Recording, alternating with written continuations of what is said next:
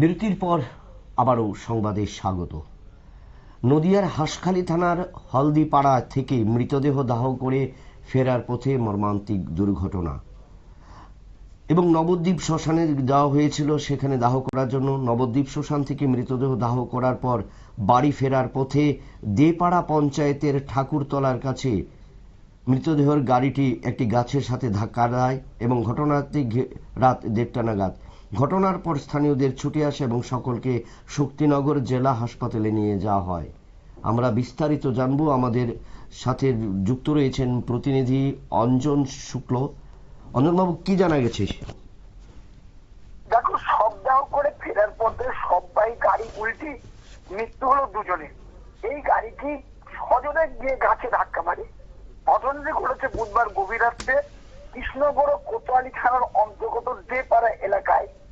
এই ঘটনায় গাড়ির চালক সহ আরো 35 জন শবদায়ী যাত্রী জখম হয়েছে। এদের মধ্যে 23 জন পুরুষ, 5 জন মহিলা। 6 জনের আঘাত গুরুতর হওয়ায় অন্যত্র স্থানান্তরিত করা হয়েছে। জানা গিয়েছে, বুধবার বাড়িতে মৃত্যু হয় হাঁসখালির হলদিপাড়ার বাসিন্দা শান্তিরাম মণ্ডলের।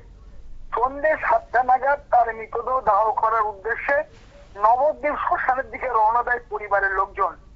রাত 1টা নাগাদ ফেরার পথে দেপাড়া এলাকায় নিয়ন্ত্রণ হারিয়ে তাদের গাড়িটিতে গাছে ধাক্কা মারে, রাস্তার পাশে উল্টে যায়।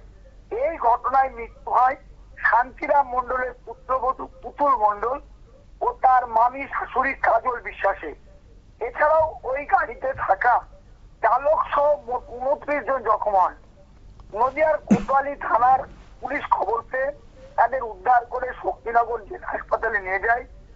আজ মৃতদেহ দুটির ময়না তদন্তের জন্য পুলিশ মর্গে পাঠানো হয়েছে। সর্বত্রই মর্মান্তিক পথ দুর্ঘটনায় মৃত্যু আহতদেরকে কেন্দ্র করে এলাকায় রয়েছে শোকস্তব্ধ।